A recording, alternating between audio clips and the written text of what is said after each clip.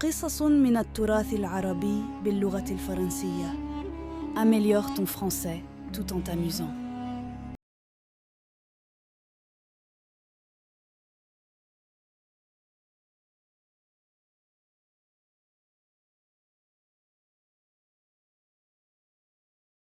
Chapitre 1. L'aube d'un leader.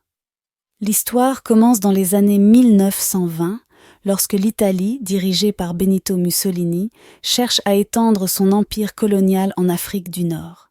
Omar El Mokhtar, un berger respecté et charismatique, devient le leader inattendu de la résistance libyenne.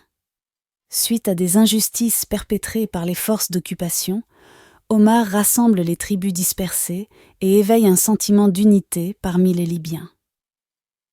Chapitre 2. Les racines de la résistance.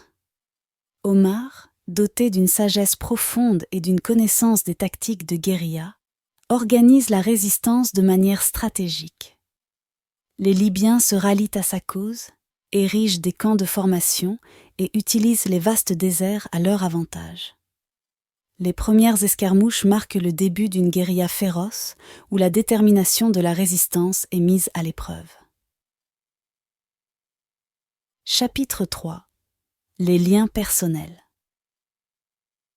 L'histoire plonge dans la vie personnelle d'Omar.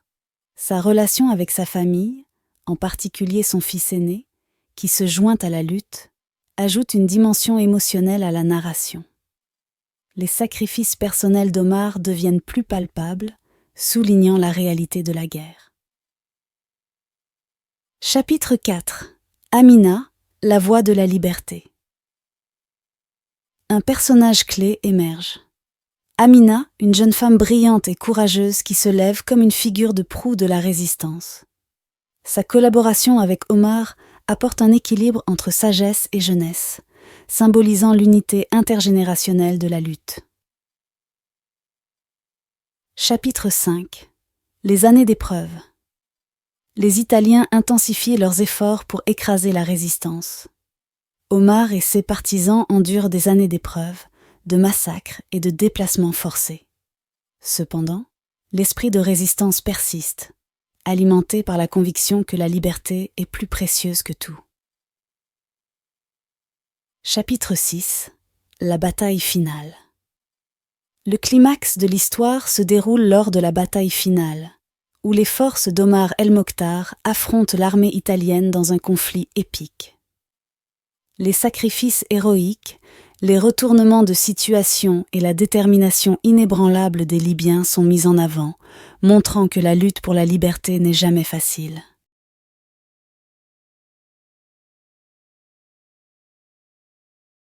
Chapitre 7. L'héritage d'Omar. La conclusion de l'histoire se penche sur l'héritage durable d'Omar El Mokhtar. Bien que les forces italiennes parviennent à capturer et exécuter Omar, sa résistance inspirera des générations futures à poursuivre la quête de la liberté.